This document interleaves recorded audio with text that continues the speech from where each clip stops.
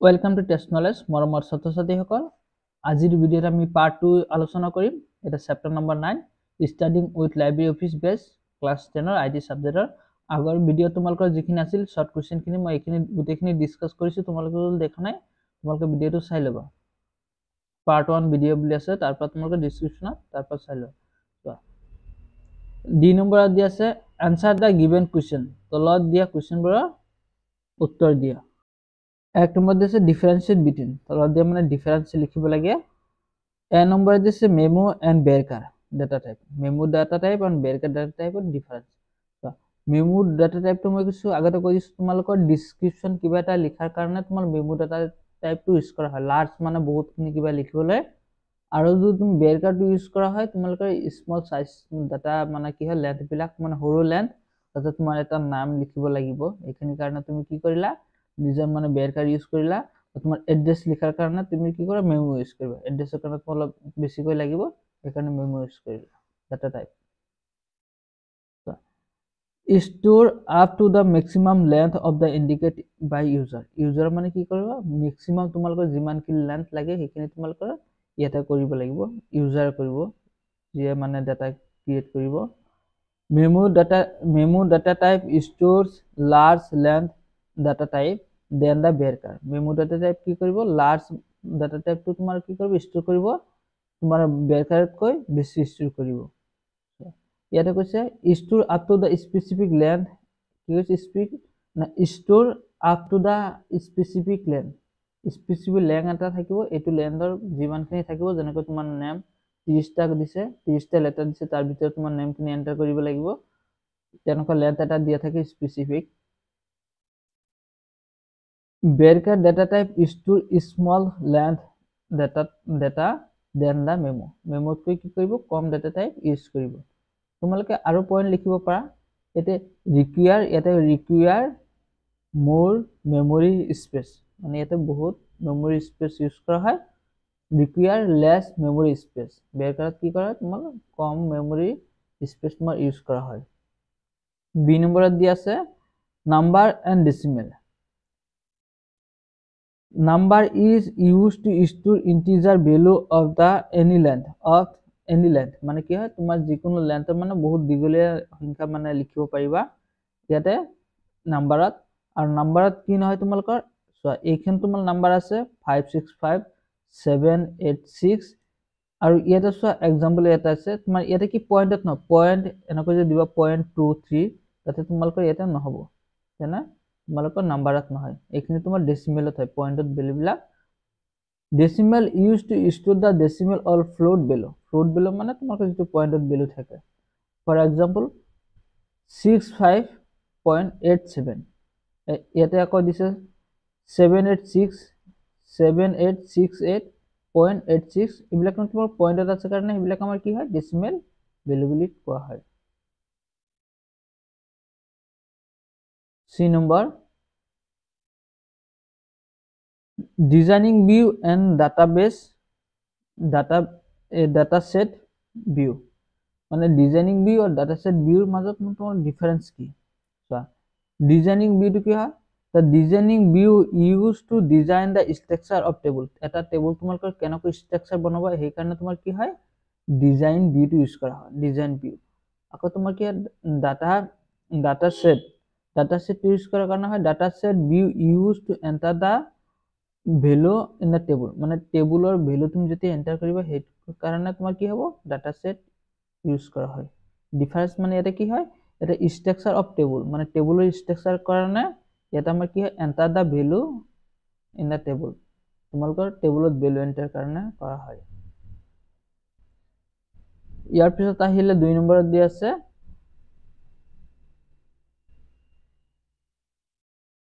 name the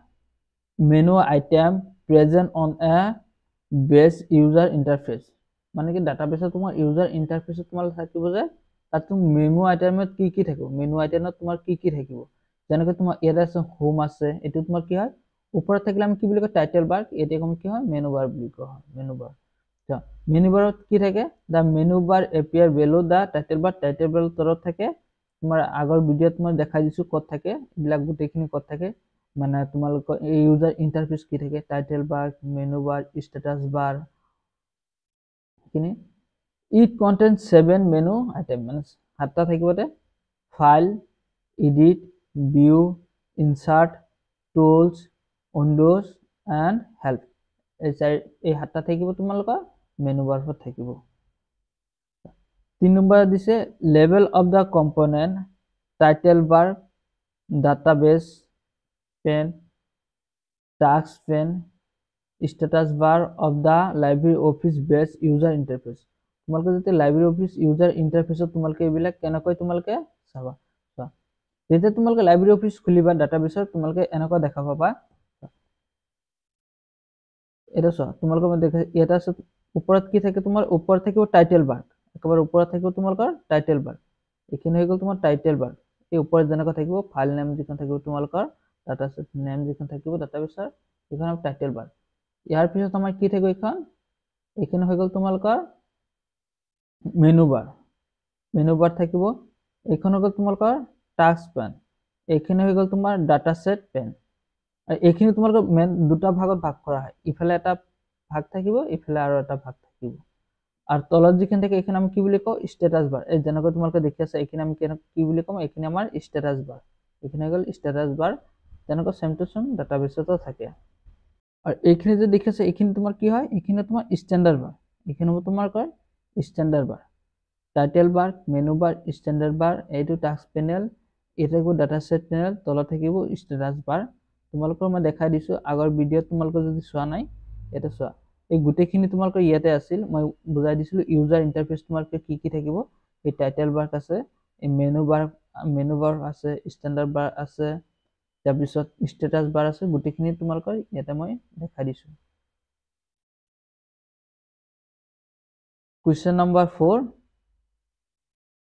how can we define the primary key on a in a table মানে এটা টেবলত primary key টো আমি কেনেকৈ set কৰিম to make a particular field on the primary key মানে এটা field তোমাৰ particular কি কৰিব primary key কৰিব লাগিব place on the mouse pointer before the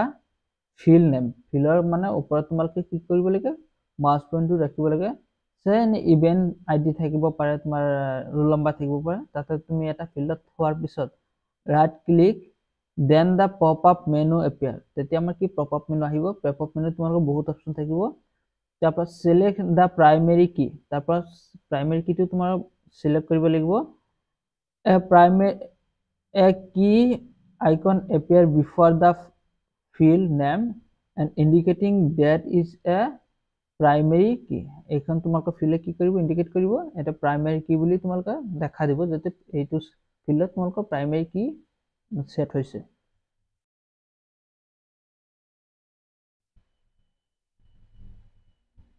question number 5 write the step to sort the table descending order of a primary key descending order কেনে হ'ব suppose roll number 1 ৰ পৰা 5 লৈকে আছে তেতিয়া তোমাৰ কি 5 ৰ পিছত কি আহিব 4 4 ৰ পিছত আহিব 3 2 1 এনেকৈ আহি থাকিব যে একদম ডিসেন্ডিং অৰ্ডাৰ বুলি কয় আমি কেনেকৈ তোমালোকৰ প্ৰাইমেৰী কিটো ডিসেন্ডিং অৰ্ডাৰ হিচাপে তোমালোকৰ সেট কৰিম step to sort data open the event table and data set তোমালোকৰ ডাটা সেট যেখন থাকো ডাটা সেটখনত তোমালোকে ওলাব লাগিব তারপরে select the field on which you want to sort মানে তুমি কোনটো ফিল্ড তুমি সর্ট কৰিবা এখন তোমালোকৰ কি কৰিব লাগিব তুমি এখন সিলেক্ট কৰি ৰাখিব লাগিব from the toolbar click toolbar কো তোমালোকে ক্লিক কৰিব লাগিব যদি তোমালোকৰ কি ascending হৈছে সেইকাৰণে মই এখন কি কৰিছে কাটি দিছো তোমাল ascending descending দুটাই আছিল এখিনি আগৰ ভিডিঅ তোমালোকে দেখাই দিছিলো যেতিয়া তোমালোকৰ ascending এটা কৈছে descending ৰ কথা সেইকাৰণে আমি ascending টো কাটি দিছো এটা click sort descending icon sort in and descending order মানে কি কৰিব তাৰ পিছত তোমাৰ descending order হৈ যাব আৰু যদি মোক ascending ৰ কথা কয় তেতিয়া তুমি কি কৰিবা এই descending ইয়াৰ পৰা এখিনি তোমালোকে কি কৰিবা কাটি দিবা ইয়াৰ পৰা তোমালোকৰ যিখিনি আছে এখিনি তোমালোকৰ কাটি দিলা descending টো কাটি দিলে তোমাৰ কি হ'ব এখিনি তোমালোকৰ ascending টো লিখি দিলা এখিনি হ'ব ascending descending order দুটা হ'ব বা ইয়াতে তোমালোকক হাউ কেন সৰ্টিং কৰিব পাৰি, মানে ইয়াতে যদি কোনো মানে ডিসেন্ডিং বা এসেন্ডিং অৰ্ডাৰ নকয় তেনেহ'লে তোমালোকক গোটেইখিনি লিখি দিলে শুদ্ধ হৈ যাব। আজিলৈকে তোমালোকৰ এইখিনি আছিল ভিডিঅ', আৰু নেক্সট ভিডিঅ'ত মই নেক্সট যিখন আছে চেপ্টাৰ এইখন ষ্টাৰ্ট কৰিম। নতুন হলে চেনেলটো সাবস্ক্ৰাইব কৰিবা, লাইক এণ্ড শ্বেয়াৰ কৰিবা, আৰু যদি তোমালোকৰ ক্লাছ নোটছ লাগে তোমালোকে নিশ্চয় এটা কমেণ্ট কৰিবা। মানে আগৰ ভিডিঅ'ত তোমালোকৰ যিখিনি ড্ৰাইভত লিংকখিনি দিছিলোঁ সেইখিনি তোমালোকৰ মানে লিংকখিনি কাম কৰা নাই, ড্ৰাইভত মানে লিংকখিনি মানে শ্ব' কৰা নাই। তোমালোকৰ যদি লাগে তোমালোকে কমেণ্ট কৰিবা, মই লিংক তোমালোকৰ ডাইৰেক্টলি দি দিম কমেণ্ট বক্সত। Thank U.